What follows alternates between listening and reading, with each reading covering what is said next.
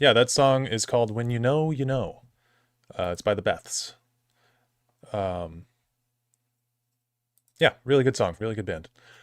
So, today we're going to be going over. Oh, how's it going, Duke? Who's this nerd? Yeah. um, Today we're going to be going over stuff that I've been working on for the past like month. So, let me get that all set up and situated. And I'm going to play some music in the background as well. Since this stream is not monetized, that's why I'm just going to be doing whatever. Because I figure I'm not going to make you guys sit and watch ads while I explain what I've been working on. However, if you're watching this in the future and there are ads, that's because people have claimed the copyright strike from that song being played at the beginning. So, anyway, we'll do some Oblivion in the background.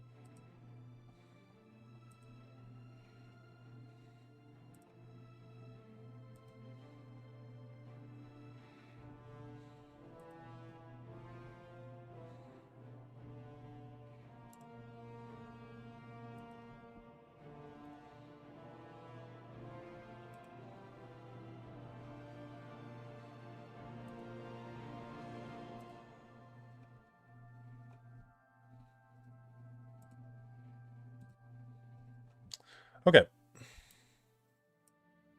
I don't know how I can make Chrome fit. Just zoom it out slightly. Okay, so this is not my main Google account where I do all my writing and stuff. I use actually my personal account for that, but this is my Dariloth account. So you're not seeing access to all the videos that I have currently being written, but I will plug a few more in, and we'll talk about them. Is that? Oh, yep, I've got that one. How's it going, Breezy?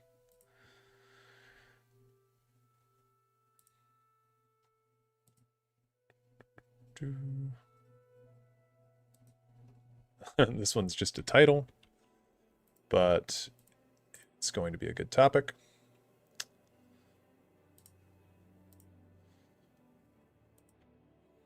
Okay. These are kind of the 5 major projects that I have going on at the moment. The Tower Lore one is probably the one that most people are interested in, so we'll start off with this one. So I start off with a quote from the book here, The Infernal City. It says, "Well, some think that the White Gold Tower and some other towers around Tamriel help, well, hold the world up, or something like that. Others believe that before the dragon broke, the tower helped protect us from invasion from Oblivion. They helped keep Mundus, the world, from dissolving back into Oblivion. Or something like that. Anyway, everyone seems to agree it has power, but no one knows exactly what kind." This, I felt, is a good intro to get kind of into the meat of things, because this quote here, "Anyway, everyone seems to agree it has power, but no one knows exactly what kind," is really emblematic of Tower Lore. Tower Lore is one of the most widely debated and strange topics in all of the Elder Scrolls. So the reason this has taken so long to come out is because I've been trying to reach a consensus with people and what they believe about Tower Lore, and I just, like, there is no consensus or like right answer, it seems, for a lot of this stuff. So I've been trying to come up with that myself, so I have a good video for people to watch and come away with an answer from. So that's the intro quote. I always try to do something at the intro of all my videos. If we come down here, I don't know if you guys would like me to kind of just like read through the 8 pages that I have currently. because I can definitely do that. In fact, I did write more in the main document. I'm on this secondary account because I don't want people to see my name for doxing reasons on my main Google account. But let me copy and paste back over this updated one.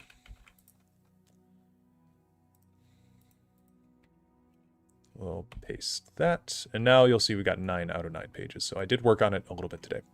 Apparently people believe that the Throat of the World is the Skyrim Tower and that Red Mountain was a tower too. Yes, that is true. Those are towers. So if we go down here, yeah, let me go down here. I'll just search for it. Red Mountain. So yeah, when it comes to tower lore, this is kind of the beginning of chapter 2. Chapter 1 of this video is mostly talking about, it's called Elder Scrolls Forum lore, tentatively, for my chapter, because you can't talk about tower lore without going into some sort of esoteric stuff. If we go here to UESP and we just type in towers, and we go to this lore page, you'll note that, I like to have my screen zoomed in a little bit more.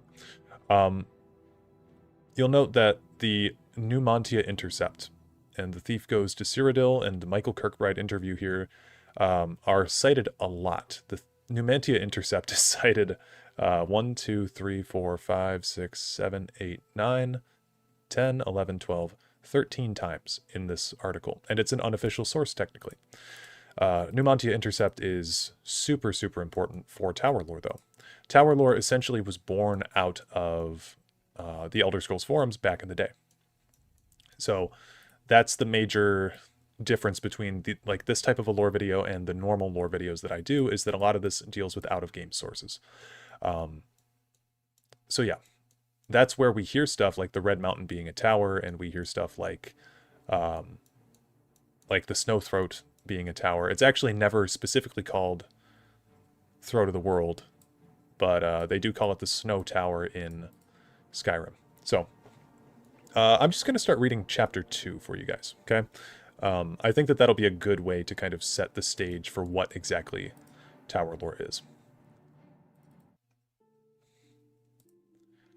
So, we will eventually go over these towers more in depth, obviously, but by now, if you're not familiar with this, you're probably wondering what exactly is a tower. Well, isn't that a good question?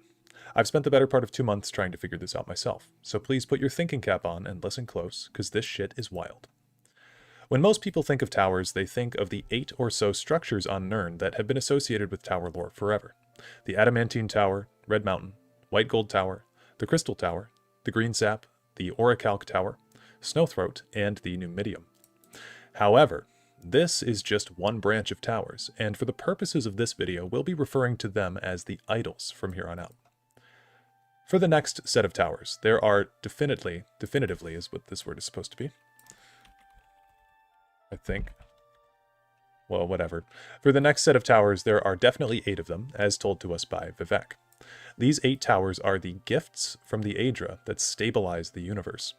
We'll refer to these towers as the spokes.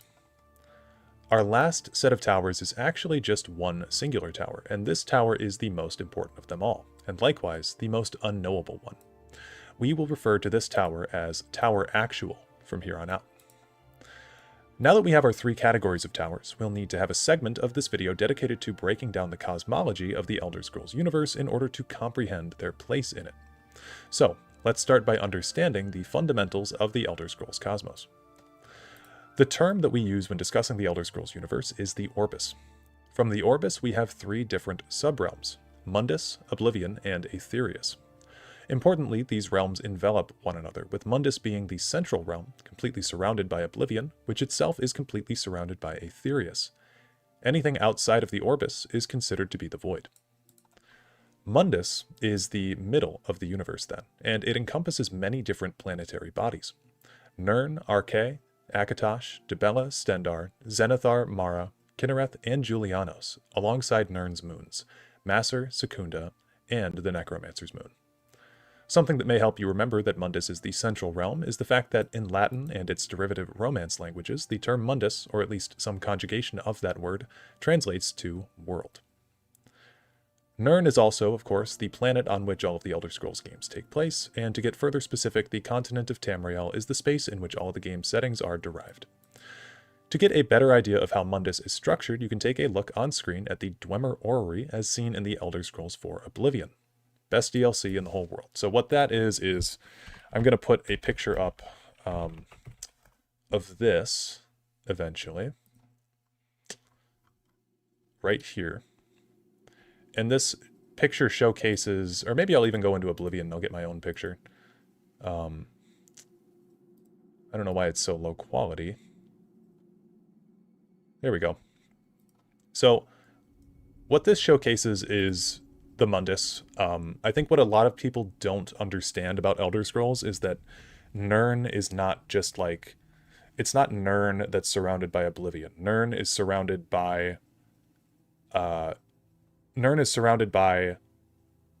rest of Mundus. So Nirn is the central planet, and then you have all of these planets alongside it. And these planets represent the gods.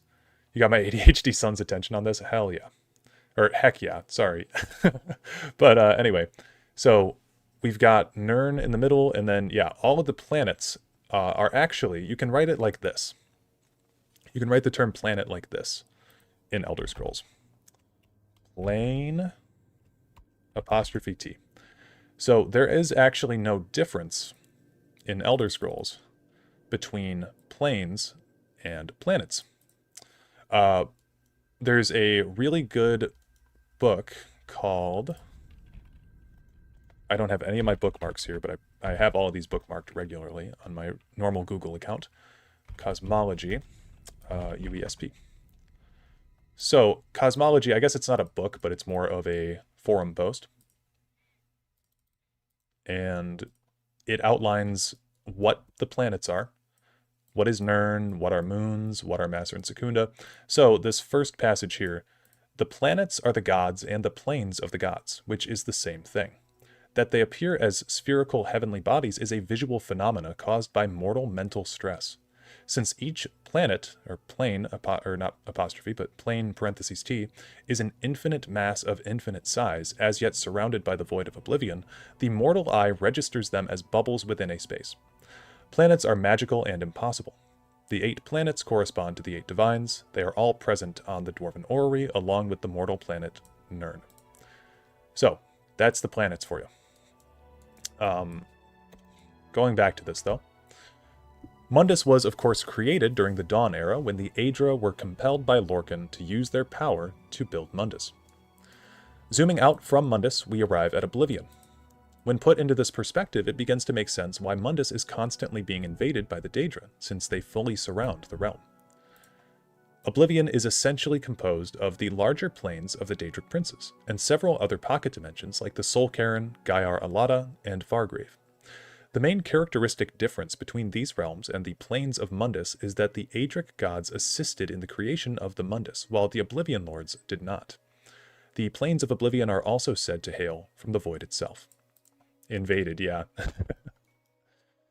Finally, outside of the outer layer of Oblivion, completely surrounding the Orbis is the plane of Aetherius, which is essentially the godly spirit realm where magic is said to hail from. The Aedric gods are thought to have hailed from here, and it is said that this is the plane that many of the gods fled to when they realized that they would become stuck forever in Mundus upon its creation if they lent their power, like Akatosh and Arkay, whose realms reside in Mundus as a reminder of their mark on creation. This is, I'm going to have to put an asterisk there. That is a crazy run-on sentence. This is why you can see stars from Nirn. They're actually tears in the cosmos through Aetherius, Oblivion, and Mundus, where the Magna Gi and their chief god Magnus pierced the veil between realms to escape the prison of creation. The escape of Magnus resulted in the biggest tear in the sky, creating the sun, and the Magna Gi created smaller holes which serve as the stars. The most recognizable realm in Aetherius for many fans is Sovngarde, which the last Dragonborn gets to travel to at the end of Skyrim, but also places like the Mantellan Crux from Daggerfall exist here too. With all of these realms in mind, you can think of the Orbis as a wheel. like an old-timey wagon wheel. Mundus would be the hub of the wheel, the central point. From that wheel protrude the spokes, and the spokes are the towers. These towers metaphysically connect outward from Mundus, through Oblivion and into Aetherius, essentially propping up Mundus from falling into Oblivion, like ancient Greek pillars holding up a roof. And I wrote this here, yes, or I even went so far as to create a model for you guys in Blender to better conceptualize this.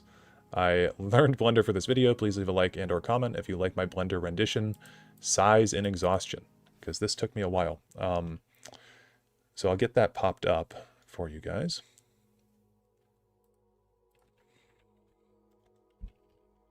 And then we'll swap over to the map of the Orbis that I made.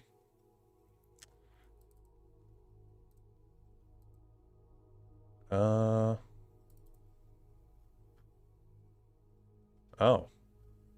Did it not save?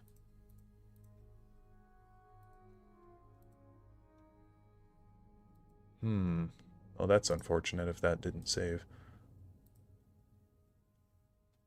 Cannot read file, no file or directory. Huh.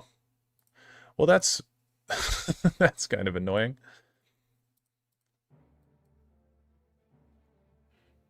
See if I can swap my screen over to this.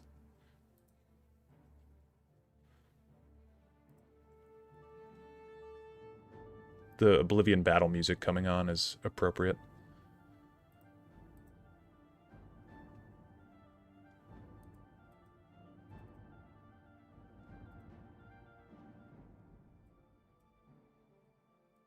So this is Blender. And then when I go to File, Open, you can see down here it says Orbis and Towers Wheel Model. And when I click on it and open it, it says cannot read. Well, there's my name. But it says cannot read. So, I don't know what's going on there. That's very odd. But yeah, I know you can see my screen. Yeah. Well, that's unfortunate. I had a whole model made for you guys in Blender that was the Orbis and the wheel, but I guess I'll have to remake that. It's kind of annoying. But we'll get back to reading, I guess, then. So, I can pull up a different model for you that already exists. I just wanted to make my own to be able to do something very specific with it. But this model here is really good. A lot of people use it for things. It's pretty damn accurate so far as we can tell. Did I type all of this? Yeah, I typed all of this, yeah.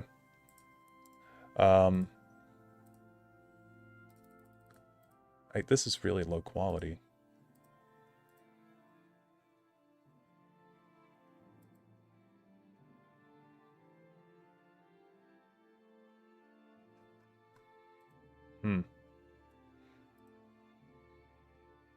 Okay, this is better.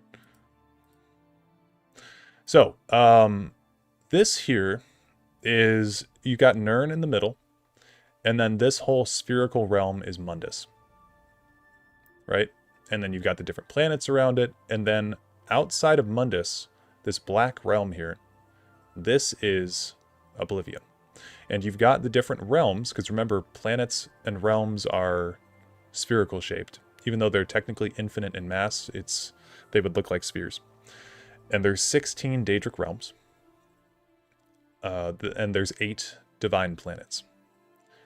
And then you have this tear in Aetherius, and it goes up this outer ring here. You can see very firmly, or very thinly, this outer ring here. That is Aetherius. That's where places like Sovngarde exist. This is where you travel to at the end of Skyrim. This is the kind of divine plane. And then everything outside of that is the void. Now, what the towers are essentially these 8 spokes. And I wish I could get this model to load better for you. Maybe if I click on it here. Yeah, that's still really low quality. But the towers are kind of represented here. They act like spokes on a wagon wheel. Well, thank you, Breezy. I appreciate it. They act like spokes on a wagon wheel that protrude out of Nirn, and they actually stabilize the universe. Don't think of them as actual towers. These are not physical things that poke out of the universe and literally go up to Aetherius, poking through Oblivion to hold everything up. But they're more like laws, or... well, I'll get more into it. I'll read further. But I wanted you guys to see this model that I had available. So, I'll continue reading. What did I say before that? With all the realms in mind, you can think of the Orbis as a wheel, like an old-timey wagon wheel. Mundus would be the hub of the wheel, the central point. From that wheel protrude the spokes, and the spokes are the towers. These towers metaphysically connect outward from Mundus, through Oblivion, and into Aetherius, essentially propping up Mundus from falling into Oblivion, like ancient Greek pillars holding up a roof. Vivek says in The Thief Goes to Cyrodiil that the spokes of the wheel are the 8 gifts of the Aedra, sons and daughters of Aetherius. The voids between each spoke number 16, and their masters are the sons and daughters of Oblivion. The center of the wheel was another circle, the hub, which held everything together. The Etada called this Mundus. You can see how directly the creation of the universe is tied to these spokes now, or these towers. The 8 spokes beget the 16 realms of the Daedra lords, as there are 16 Daedric princes. Then I have this. I'm not counting Thelia and Jyggalag, doesn't count for reasons I will touch on in a separate video soon. Interestingly, there are also 8 realms in Mundus outside of Nirn, and it's not even a matter of faith. The Dwemer saw and recognized the 8 divine planets and marked them down despite not worshipping them themselves. Vivek also tells us that these spokes are the 8 components of chaos, as yet solidified by the law of time. Static change, if you will. They are the lent bones of the Aedra, the 8 gift limbs to Sithisid, the wet earth of the new star, our home. This is extraordinarily important to comprehend here. I'm going to give the briefest consolidation of the Elder Scrolls creation myth because we just have to touch on it here. Basically, a long time ago, a god named Lorkhan tricked/convinced a bunch of his other fellow gods to create the mortal plane, without telling them just how unstable it would be. Many of the gods that helped in the creation of Mundus would have to turn themselves into the Elnifei, or, as translated from the Elnifex, the Earthbones. Now the term Earthbone is quite literal here, as their powers help solidify Mundus and give it structure. These Earthbones became trapped in Mundus as a result, but through their sacrifice, they stabilized the realm. The book Subtropical Cyrodiil, a speculation, quotes that when the Aedra were persuaded, or hoodwinked, by Lorkhan into the creation of Mundus, the physical flesh of Nirn was hung on a skeleton of joints, each of which radiated a palpable reality, the bones of the world, as it were. So, wrapping back to Sermon 21, when Vivek says that the spokes of the wheel, or the towers, are the lent bones of the Aedra, he is literally talking about the Aedric sacrifices of their power to create the world and become its bones. And again, you can see their influence on the world by simply looking at the divine planets in the night sky.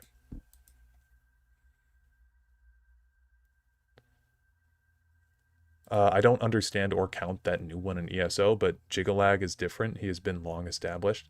Yeah, Jyggalag also doesn't disrupt the cosmological state of the universe.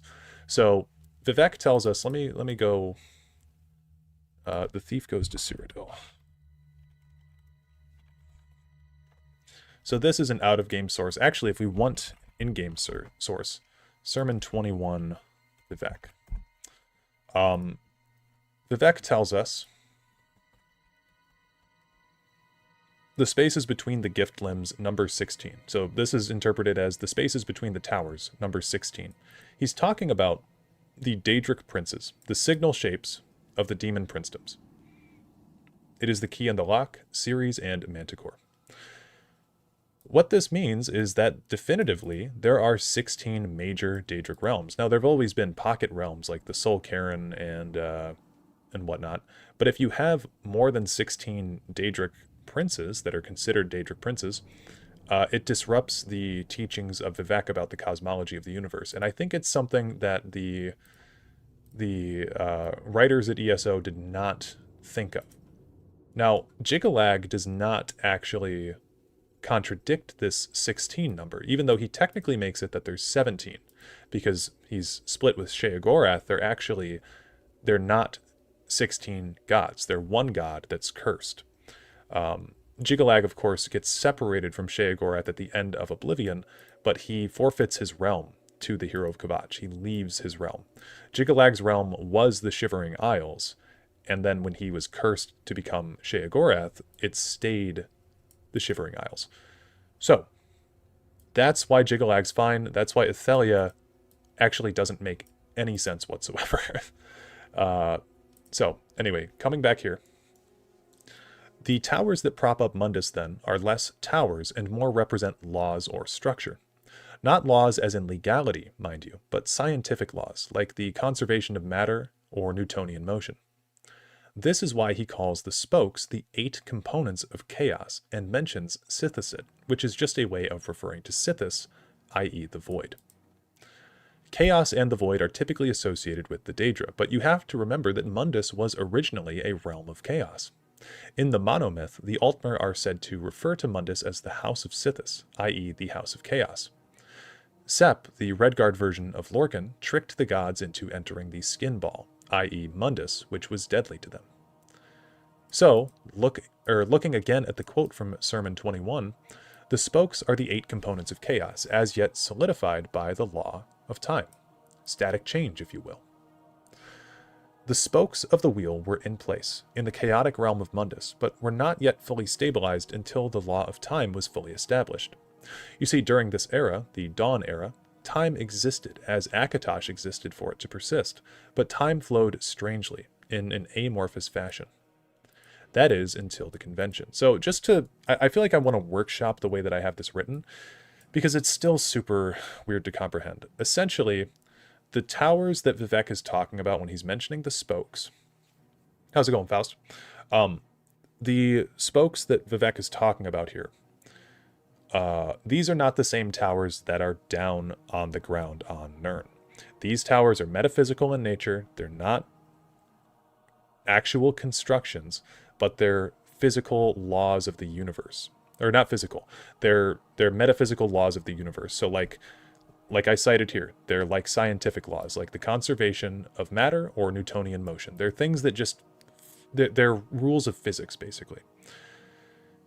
I think anyone with a brain can understand this, though. I hope so. I mean, it's tough to understand, but it's if you sit down to think about it and comprehend it, then yes, I would hope so.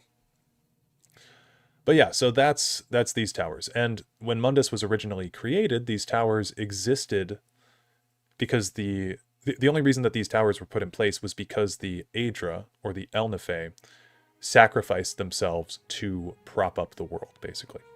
But this important part here is that time was not flowing in a constant manner. And that's what we can see down here at the Numantia Intercept. So, that is until the convention. Convention refers to the conference held by the Aedra against Lorkhan for his perceived treachery. And it was also the first event of the Merethic era. And that's just, I mean, if you go on an Elder Scrolls timeline, I just spilled my tea all over my desk. We'll clean that up in a minute.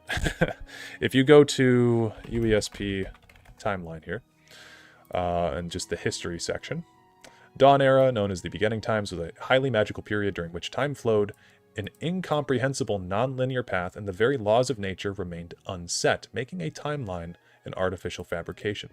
So basically, the Dawn Era, there's no time that flows, like time flowed, but it flows incomprehensibly. Don't pour your drink on. Dude, ever since I got my new PC, I'm like, I don't put drinks on the right side of my desk anymore. I'm like, I talk with my hands. I'm too clumsy. Yeah, can't do it. The way I think a lot had seen this, every province had their own sort of tower. Some are destroyed. See, that's a theory that a lot of people have that's not true. There's no tower in Elsewhere. There's not a tower in Blackmarsh. The idea that the Thalmor are like deactivating towers is sort of something that's it's been debunked. The tower theory, we'll see how they play it in Elder Scrolls 6, basically. I guess that's the only real thing that you can say about it. We'll see how it plays into Elder Scrolls 6, because the towers on Tamriel actually are not the ones that hold up the world. Now, they're important, but they're not the laws of the universe. Because if you think about creation, what had to come first? The first tower that had to exist, the first rules that had to exist, the first towers that had to exist were the rules of creation. And then after creation was established, then the other towers came to be. You don't think the Hist is a tower? No, I do not. The Hist is not a tower in my eyes. There is a tree tower. It's called Greensap, and I'll talk about that in a minute. But the Hist itself is not a tower. I have seen a fan theory that the entire population of the Khajiit could be considered a tower. But yeah, the tower lore is highly filled with speculation about that kind of thing. I'm going to clean my desk off really quick. Yeah, also fuck the Thalmor, you're right.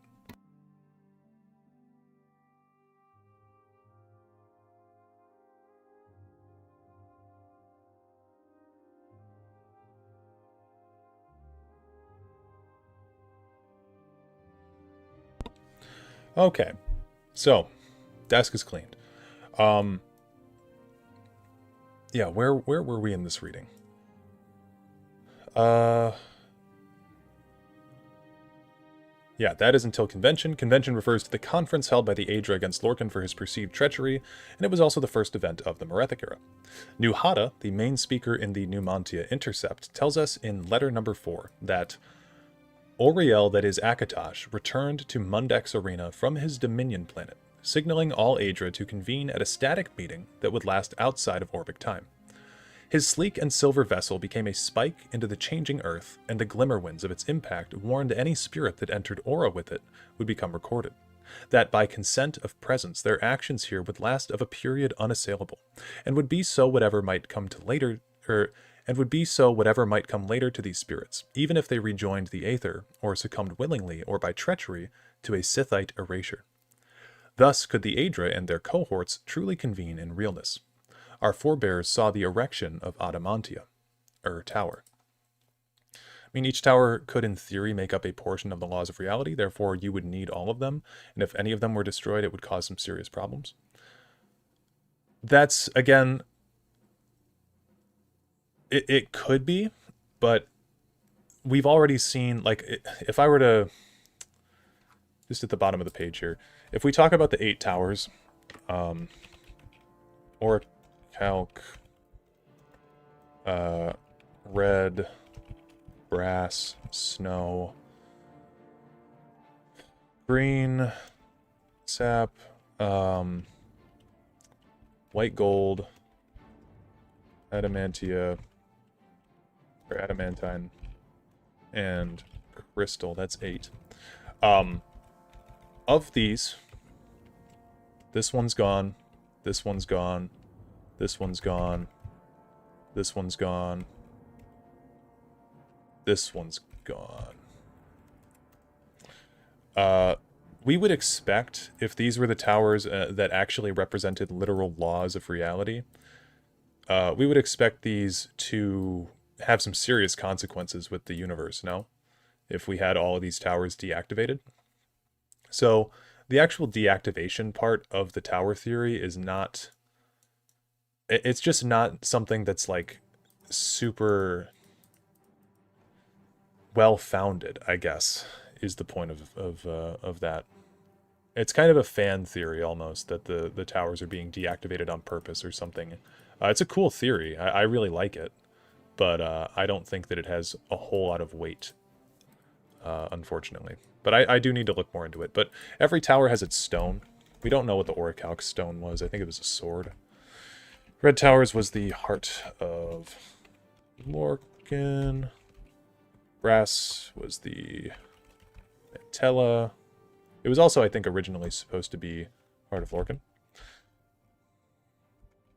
White gold was the Kim El Adabal, which is actually the Amulet of Kings. And the Crystal Tower has the not the Zero Stone. The Art of Transparent Law. And then the Adamantine Tower has the Zero Stone. Green Saps is the seed. Perchance acorn. And then snow, we actually don't. No, it's a cave, Michael Kirkbride said. But we don't really know. Yeah, these stones have been somewhat removed from or destroyed. Still reckon Parthi is the stone of Snowthroat. No evidence for it, but I'm going to go on believing it. Yeah.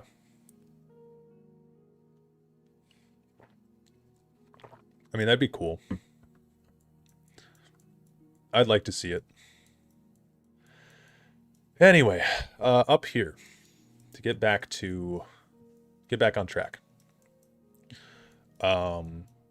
Basically, okay, this quote here boils down to, I even said this here because this is kind of gobbledygook, a lot of it, but I know this text block sounds kind of unhinged and insane, but to break it down really simply, when it came time to punish Lorkhan for his convincing of the gods to create Mundus, Akatosh and the other Aedra created the first of the physical towers, the Adamantine Tower, to actualize time on Nirn so that their convention against Lorkhan could be recorded in actuality.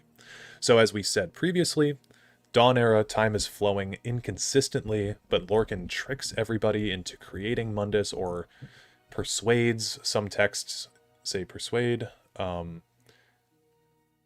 depending on culture, you know, whatever Lorkhan did. Some people see it as a good thing, some people see it as a bad thing.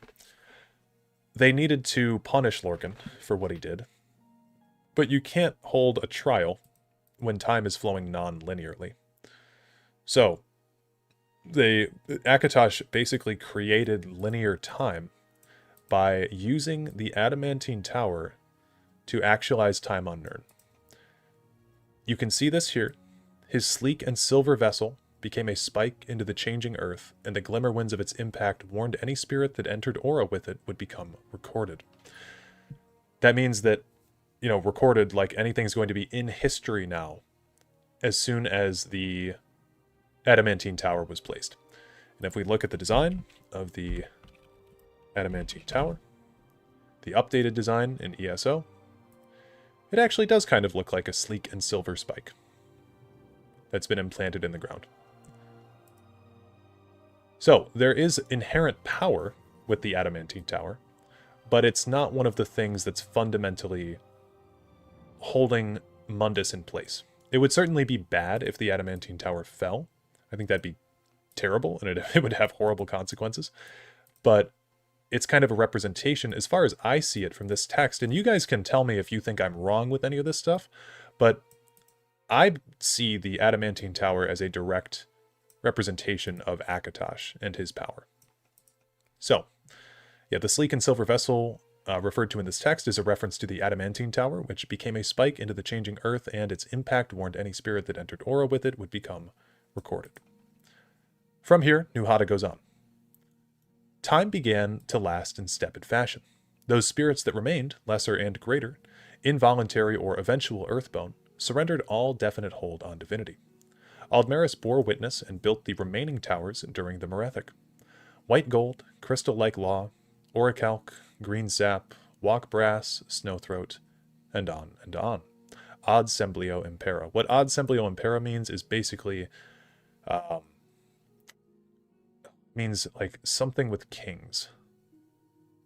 I was trying to translate this, and it's like a very weird translation, but impera, you can break that down from imperial or empire. This means king. I think it's in the way of the kings or something like that. So, yeah, anyway. It's basically a fancy way of saying etc. in Elder Scrolls. Things like massive hills and mountains can be used as a conduit. Yes, so the like towers don't necessarily have to be a literal tower shape. Thus, we come to the idols. Now, this is the part that I've been working on currently, and I have kind of a bunch of stuff down at the bottom. But the big thing is, way back in Sermon 21, Vivek says, "Look at the majesty sideways, and all you see is the tower, which our ancestors made idols from." But an idol implies a revered object, and this would be Tower Actual. If you remember all the way back on page 3 of this script, we're on page 8 now for reference, I made mention of Tower Actual and how it's the most important of all the towers. Well, if these spokes are laws and the physical towers are just idols, then what is the Tower Actual? This needs to be a question mark. So far I have this. Well, Tower Actual is God. If we pop over here to, what can we look? Just the page on Kim, I guess.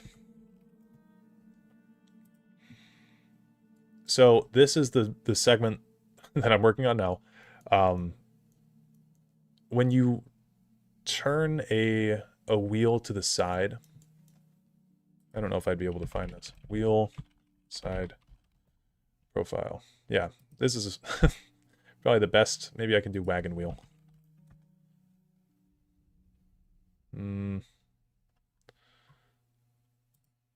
I guess we'll do this one.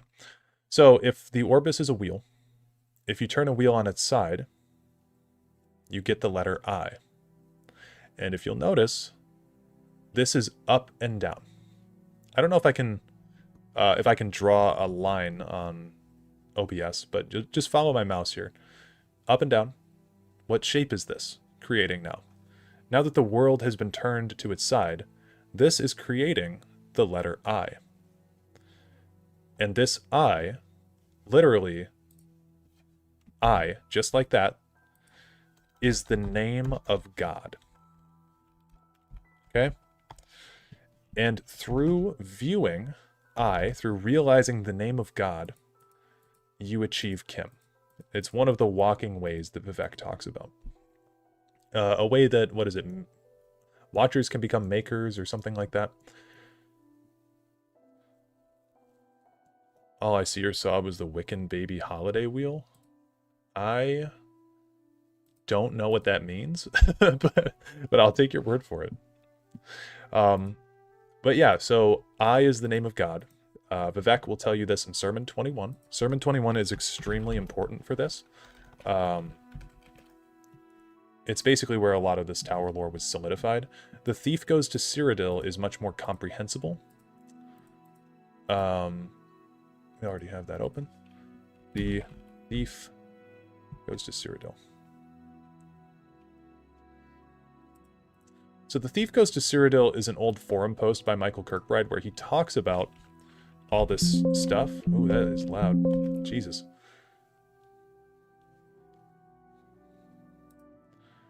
I mean, in theory, a wheel is always turning. Yeah, but the orbis doesn't necessarily turn. It just looks like a wheel. It's never described as actually turning or anything. As far as I know. But yeah, the spokes of the wheel are the 8 gifts of the Aedra, sons and daughters of Aetherius. The voids between each spoke, number 16. If we look at Sermon 21 here. Where did I put that? Where's Sermon 21? Where are you at? Here you are. If we look at Sermon 21 and we do another Control F, I don't even need to do that, but yeah, the spaces between the gift limbs, number 16, the signal shapes of the demon princedoms. It's basically, the thief goes to Cyrodiil is a more comprehensible version of Sermon 21. Michael Kirkbride wrote down all this tower lore in one spot, and then he was like, how can I make this way extraordinarily more confusing? My husband believed that Kim is an Aedra thing, something that Dwemer achieved and Vivek only wished he achieved. Vivek did achieve Kim, it's just he failed in fully realizing the process. Lorcan was the first one to achieve Kim. So, we'll actually read that here in The Thief Goes to Cyrodiil. As the process of subcreation continued, both Anu and Padme awakened. For to see your antithesis is to finally awaken. Each gave birth to their souls, Auriel and Sithis, and these souls regarded the orbis each in their own part, and from this came the Et Ada, the original patterns. These Et Ada eventually congealed. Anu's firstborn, for he mostly desired order, was Time, Anan Akatosh. Padame's firstborn went wandering from the start, changing as he went, and wanted no name, but was branded with Lorkhan. As time allowed more and more patterns to individualize, Lorkhan watched the Orbis shape itself and grew equally delighted and tired with each new shaping. As the gods and demons of the Orbis erupted, the Get of Padame tried to leave it all behind, for he wanted all of it and none of it all at once. It was then that he came to the border of the Orbis. Again, remember the wheel. Okay, he came to the border of this wheel. He saw the tower, for a circle turned sideways is an eye. This was the first word of Lorkhan, and he would never, ever forget it. So, it's said that when you achieve Kim, you are able to, it's the secret syllable of royalty. The state of Kim allows for transcendence and freedom from all known laws and mortal limitations of convention created by the Aedra, as well as the corruptions of the Black Sea of Oblivion. And you gotta look here, these are pinged as out-of-lore statements, and they actually cite the thief goes to Cyrodiil. So now we're back where we started here from this out-of-lore stuff. And with the way Michael writes his stuff, maybe the towers symbolize all the lines of cocaine he did to write. You know, yeah, the Michael Kirkbride doing drugs thing is like, it's actually a unsubstantiated theory. Like he's whenever he's brought up about it, he always says that like, it's like, no, the most, like I think, what did he say? When he was writing the sermons of Vivek, he drank a lot of whiskey or something like that, but he didn't ever go on like a crazy cocaine bender or anything. In Elder Scrolls 6, that would be nice to see Vivek explain. Yeah, it's something that's just so hard to explain. Yeah, the Orbis is often depicted in the form of a wheel. Turned on its side, it can be viewed as a tower. At the center of the wheel of the Orbis lies a smaller circle, Mundus, or Nirn, which is considered the heart of all creation. The secret, when viewed from the side, is revealed to be a tower as well. This is known as the Eye or the Secret Tower. And when Vivek says, this is stuff I haven't written yet, you'll notice, if you've been paying attention, we haven't really talked at all about the actual towers, like the physical towers. Yeah, alcohol and cigarettes, if I recall correctly, but nothing like people say. Yes. The actual towers are idols, though. That's why we come to the idols. That's why I called all of them idols, because Vivek uses that language actually in... Where did I just read it? I guess I don't have it here. It must be in Thief Goes to Cyrodiil. Or Sermon 21. Yeah. Look at the Majesty sideways, and all you see is the tower, which our ancestors made idols from.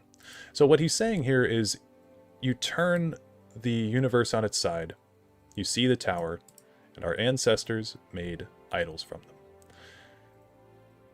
The physical, actual towers on Nirn are representative of the power that you can achieve with Kim. They're built in the image of Tower Actual. They're built in the image of God. And each of these towers does have some power. If we look at the in-game source, finally for once an in-game source for this, it's called Subtropical Cyrodiil. I could just look that up, a speculation. So what in each province would be a tower? Well, it's, again, there's not one in each province. Elsewhere doesn't have one, Black Marsh doesn't have one. There's only 8 towers. But the towers that we have are the ones listed previously down at the bottom. The Orichalc Tower, the Red Tower, the Brass Tower, or the Brass Walk is what it's called, Snowthroat, Green Sap, White Gold, Adamantine, and the Crystal Tower. These are the 8 known towers. Now, I myself have been looking into separate towers that could be a part of this theory, but there's only 8 that we know of. So I wrote this down at the bottom. I will include this later. That's why it's way down as its own thing. But I've also done a lot of side research and collected a list of potential towers, of which I've identified 7. So the Doomcrag, the Coral Tower, the Tower Constellation, the Clockwork City, the Kapora Tower, the Orbis, and the entire population of the Khajiit, which I'll just look that up for you. Khajiit Tower. This is a fan theory from 9 years ago. I thought it was kind of fun. Super long, so I won't make you read all of that at the moment, but if you'd like to do independent research, there's the link for you. Yeah. But these towers, let's get back to subtropical Cyrodiil. So, where did I put that? Here.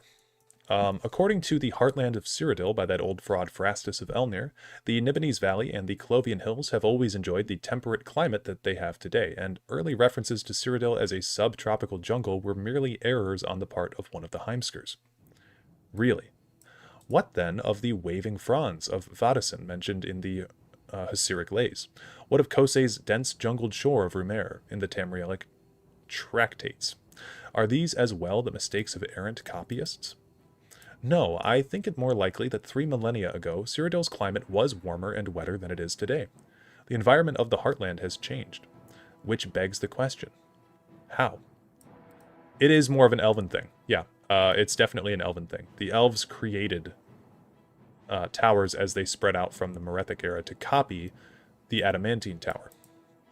So white gold is a actually perfect copy of, not perfect, but it's a near perfect copy that's not even trying to be its own thing. It's a direct representation of the Adamantine tower. So, I've given a great deal of thought to this question and would like to propose a hypothesis.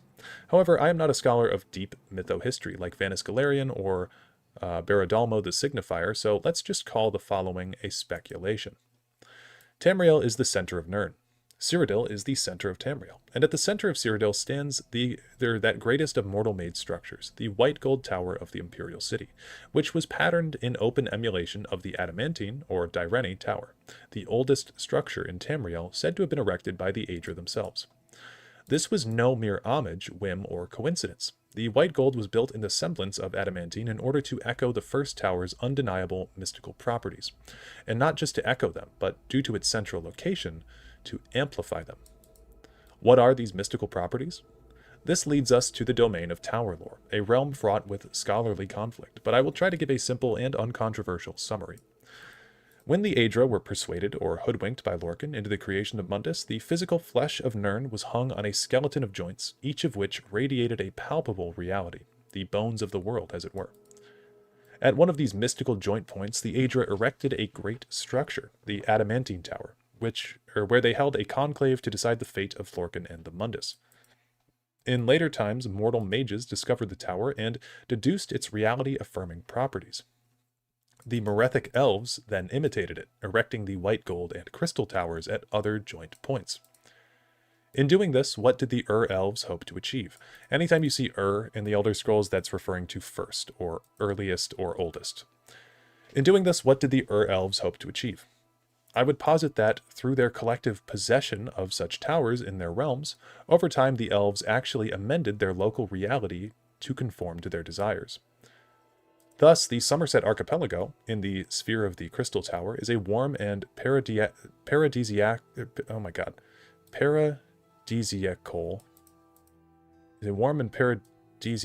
domain, thank you, finally got there, perfectly adapted to the Altmer.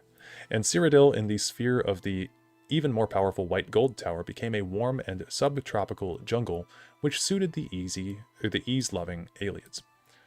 But then the slaves of the Heartland High Elves rose up against their masters, conquered the valley of the Nibene, and the Ayleids ruled no more.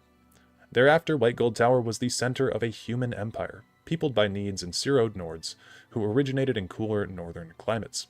And so the Tower of Cyrodiil responded to the desires of its new masters. And that, I believe, is the answer to how the Heartland changed from subtropical to temperate, because once men ruled in Cyrodiil, the local reality changed to meet the needs and wishes. Changed slowly, perhaps, almost imperceptibly, but inexorably, until Cyrodiil became the realm of temperate forests and fields we now know. So, is that the truth of the matter? Have I deduced the answer to the mystery? I cannot be sure. I'm only a humble scholar residing in the Tower of the Fifth Doctrine, which is neither white gold nor adamantine.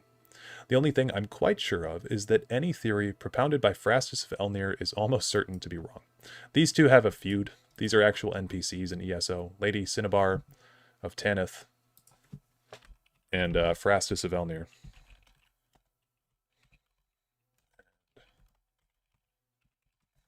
You can actually find them in the Imperial City DLC, standing next to each other and bickering and arguing about their theories with one another. So this theory in this paper is written, like most things in the Elder Scrolls, to be purposefully ambiguous. I don't know if I believe it, but basically what Lady Cinnabar here is saying is that the towers can help shape the realms that they exist in, physically. So she's saying that the White Gold Tower had the power to change Cyrodiil from a once jungled place to a place that is, now more Lord of the Rings-ish.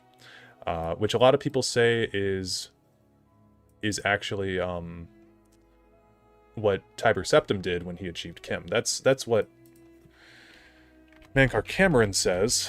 Let's just say Volume 3. But pretend we don't play ESO. Yeah. Well, I figure a lot of people don't. Okay, I gotta actually type out the whole thing. Commentaries on the Mysterious Xerxes, Volume 3. Volume 3, okay, UESP, Jesus Christ, thanks. Never go on, when you're searching for stuff, never go on fandom. Fandom sucks. Go on the UESP. Unofficial Elder Scrolls pages. So, yeah. This book is called Kim. Chim. They even say it up here. The word displayed in Daedric is Kim. It means royalty. This is a book by Mankar Camoran where he talks a lot about Kim and the Tower. And I have not even begun to touch on this in the Tower lore video because it is basically dealing with Kim and becoming God. So, where do we start here? The tower touches all the mantles of heaven, brother novitiates, and by its apex he can be as he will. He's talking about Kim. So if you achieve the top of the tower, a metaphysical top, right? Like if you reach the end of understanding the tower, you can be as you will. More, he can be as he was and yet changed for all else on that path for those that walk after. This is like a lot to comprehend just in this one sentence here, but basically Kim gives you the ability to be a maker and change things. And you'll see this is the third key of Numantia and the secret of how mortals become makers and makers back to mortals. The bones of the wheel need their flesh, and that is mankind's heirloom. The bones of the wheel are, of course, the Aedra. He's referring to the earth bones, the Elnathe there. And the bones of the wheel are also kind of the towers, right? They created the metaphysical towers, the spokes towers, not the towers that are built after as idols, but the metaphysical spoke towers. So that is mankind's heirloom, is what he's saying. Oathbreakers beware, for their traitors run through the Nimic paths, runner dogs of prolix gods, the dragon's blood of hidden ascension in 6,000 years of ethereal labyrinth. I talked about this in my Mankar Camoran video. We didn't touch a whole lot on the Kim book here, because it's mostly to do with Kim. It doesn't really have anything to do about their actual beliefs. This is Mankar Camoran yelling like a crazy guy about ascending to godhood.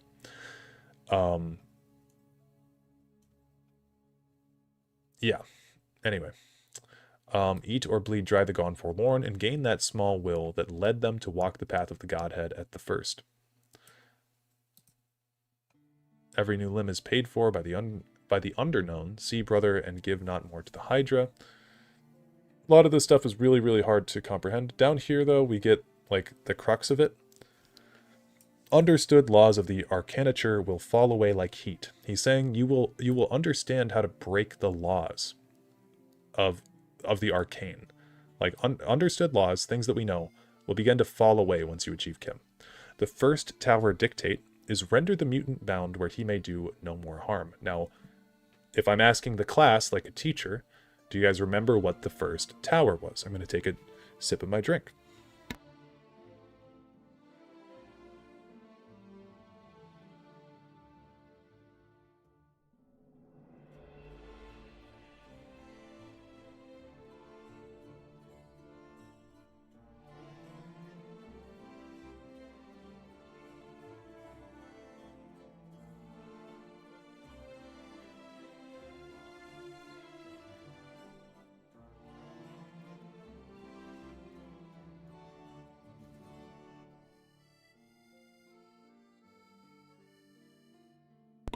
Yeah, the Adamantine Tower. So, good job, Duke. You get a gold star. Yeah, first tower dictate, render the mutant bound where he may do no more harm. The mutant here is Lorcan. Okay, and the first tower dictate was where they held convention to punish Lorcan, right? So, render the mutant bound where he may do no more harm. As god of the Mundus, again, Mankar Camoran thinks that Lorcan is the god of Mundus and that Mundus is a Daedric plane. So he's saying, as god of the Mundus, alike shall be his progeny split from their divine sparks. Again, we talked about this. They punished Lorcan during the first tower dictate. They split him from his divine spark. Alike shall be his progeny, so all mortals are now split from their divine sparks as well. We are 8 times 8 exarchs. Let the home of Padme see us as sole exit. And then we get into... What is this music? What is this from?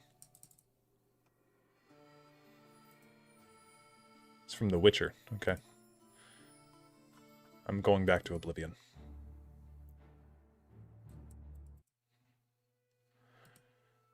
Yeah, so Kim. Those who know it can reshape the land. Witness the home of the Red King once jungled.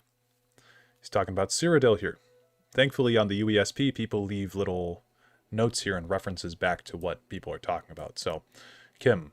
Those who know it can reshape the land. Witness the home. He's talking about Cyrodiil, of the Red King. Tiber Septim. Once jungled. It used to be a jungle. Anyway, that was a whole long explanation about Kim and the tower and what it is exactly. So, the point of that is that I don't know if I fully trust Subtropical Cyrodiil as a source, because we have this source as well from Mankar Camoran that says that Tiber Septim was actually the one who changed Cyrodiil from being a jungle to a temperate zone rather than the White Gold Tower's influence. But yeah, that's as much work as I have done on the Tower Lore project at this point. I hope you can tell why it has taken me so long. I apologize. If I'm going to hop over to... Let me show you really quick. If I hop over to my Clockwork City video, that video wound up being... This was 19 pages. So, the fact that I'm only at 9 pages for the Tower Lore is... It doesn't bode well.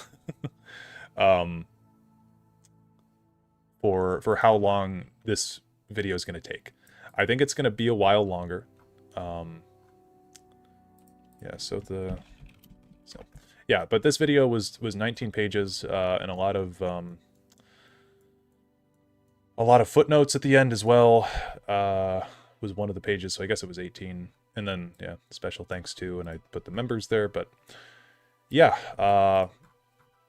I think we have a lot more writing in store for the Tower Lore. I have not even touched on the actual physical towers on Nirn yet. I need to get through all of Kim. There's this whole thing I didn't even touch on with the secret triangle gate, which you can see here on the Kim page.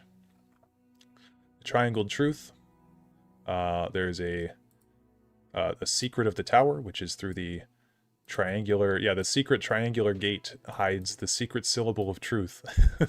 So, yeah, I've been trying to get through all this and not only understand it myself, but put it in a way where other people can understand what the hell I'm talking about. So, that was an hour of me explaining the one project I've been working on. And delete the Sotha Sil video.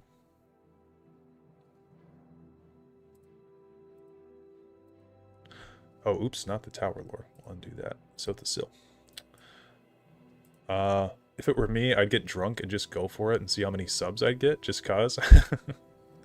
Yeah, maybe one day when I lose it all. The next video topic that I have is basically what I was telling you guys previously. Athelia disrespects Elder Scrolls cosmology. I thought of this while I was writing this video for Tower Lore because the existence of Athelia does not make sense with the current understanding of the Elder Scrolls universe. I mean, it should be 8 spokes divide the wheel into 16 parts in Oblivion. And if you have Athelia, that would mean that there's a 17th realm. So unless we talk about what happened to Athelia's realm, it can't coexist with the current lore. So it just needs to be thrown out. So that, I don't even have a script for that one yet, but that's something that I've been writing. I have a video called, oh yeah, this is going to be a ranking. I talked about this a little bit. This is going to be a ranking of every single card in Elder Scrolls Legends. I wrote down a loose list of a lot of cards, some of which I was talking to Duke about on stream today. Got like Horse Armor. Oh, Lich's Ascension. I wrote about it up here. But I think this will be more fun to listen to and more fun to watch than the previous live streams. Or sorry, tier lists. Because, like, I'll go to YouTube really quick. There's this guy named Rusty. Oh, hey, there's me. And he's got these videos where he does, like, ranking all 42 Elden Ring bosses, or ranking 31 Elden Ring magic types from worst to best. He does these ranking videos that I really enjoy myself, and basically he'll take a little bit to talk about them, and he'll just put them in a mostly arbitrary list. And I think it's a more fun format than me just sitting in front of a tier list for 4 hours and being like, oh, I don't know, this one should go here. So it's going to be another project that's going to take some time. It'll be something I work on the side, but it's not going to be something that I super prioritize. I just, I think I have mild ADHD. Look forward to seeing Spider Lair at the top. Yeah, Spider Lair will be, it won't be at the bottom, I promise you that. But I do think that I have, like, yeah, I think Rusty rated everything in Elden Ring at this point. We still need to get the Sites of Grace tier list. He's getting there, though. He's almost ranked everything. But I do really like his videos. Yeah, but anyway. So I think that I have some mild form of ADHD, though, like what I was saying. I'll work on a project for a little bit at a time, and then sometimes I'll swap up to a new project. Because I'm just, like, I'm feeling like doing something else at the moment. So I've got this one called What is Bethesda Doing? I've got 8 pages of this. I have not worked on this in months. But I got upset by the Game Awards and how Elden Ring is already getting a sequel, and how we have not had an Elder Scrolls sequel for 13 years. So the basic idea is just, what is Bethesda doing? And it's talking about a lot of grievances. Your son and I get the ADHD thing, man. Yeah, I mean, I've never been diagnosed with it or anything, but, you know, I could easily see myself having some mild form of it. But, yeah.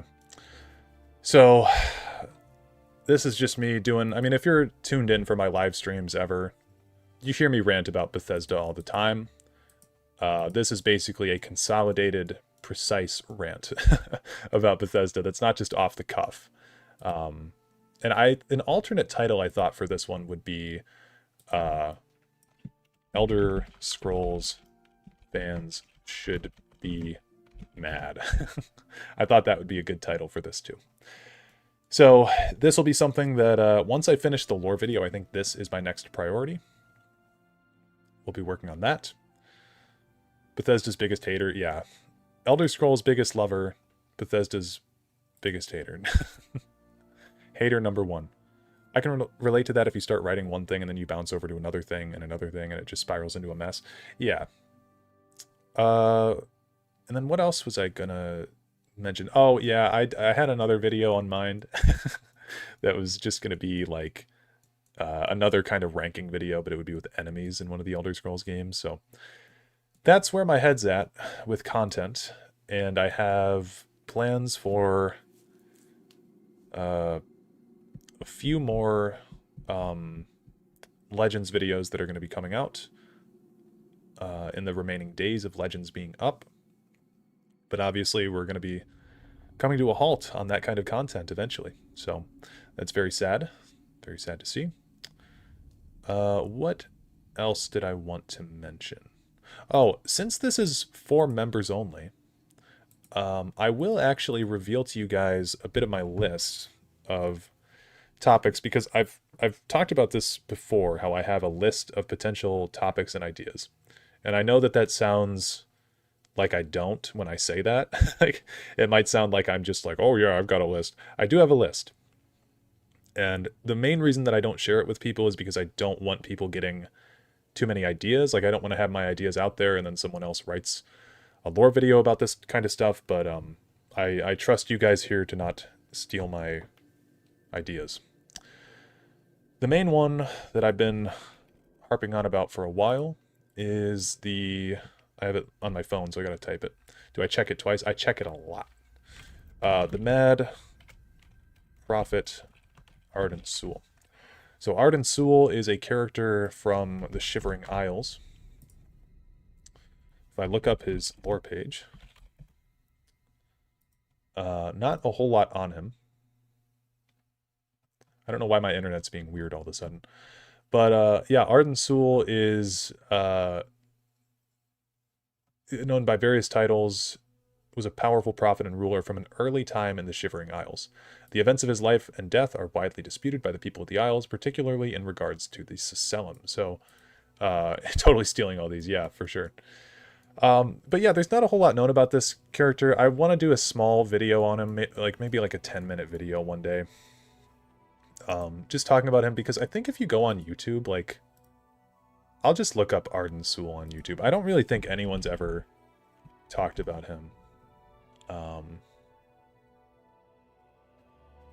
Yeah, I mean, we have the curious case of Sheogorath's Chamberlain Haskell, but we don't really have anything talking about Arden Soul. So that's something that I really want to touch on eventually. I wanted to make a video on called the Curious Case of Michael Kirkbride. Just talk about things I like and things I don't like about him. Have them all kind of in one spot. And talk about, you know, stuff like the drug bender that he supposedly went on that's just not really true. The evolution of Myr.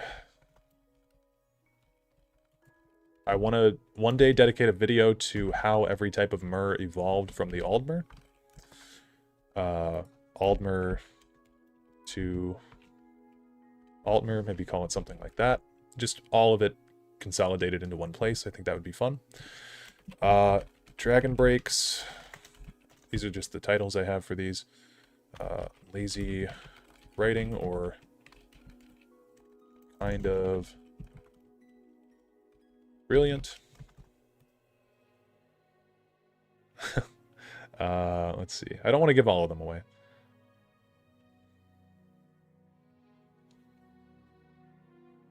Oh, this is one that I'm excited to make eventually. Was Almalexia evil? That's something that I really want to touch on because, especially after doing the Clockwork City lore video, I mean, Almalexia wasn't good by the end of it, but it was because she was crazy.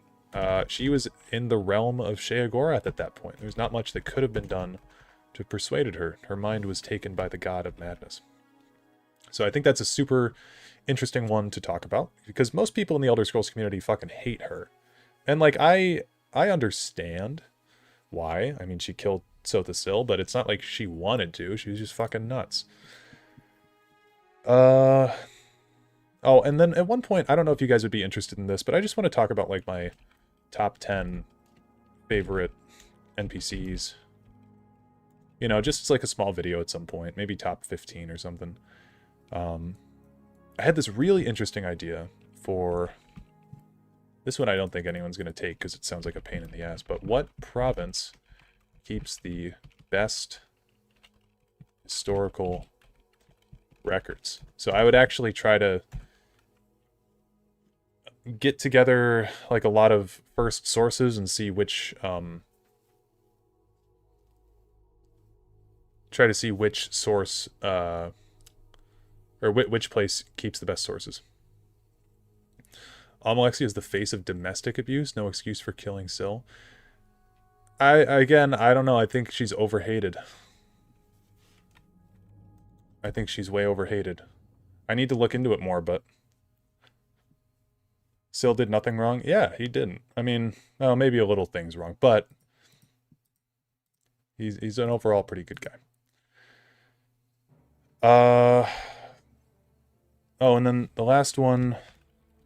Skyrim implies a sequel. I mean, I think that's pretty obvious enough. Skyrim has a lot of loose ends. You have the Civil War. Thalmor. Dragons. End of Dragonborns. What's going on in... Oops. Or, sorry, Dead Emperor. State of Dark Brotherhood. State of the Blades.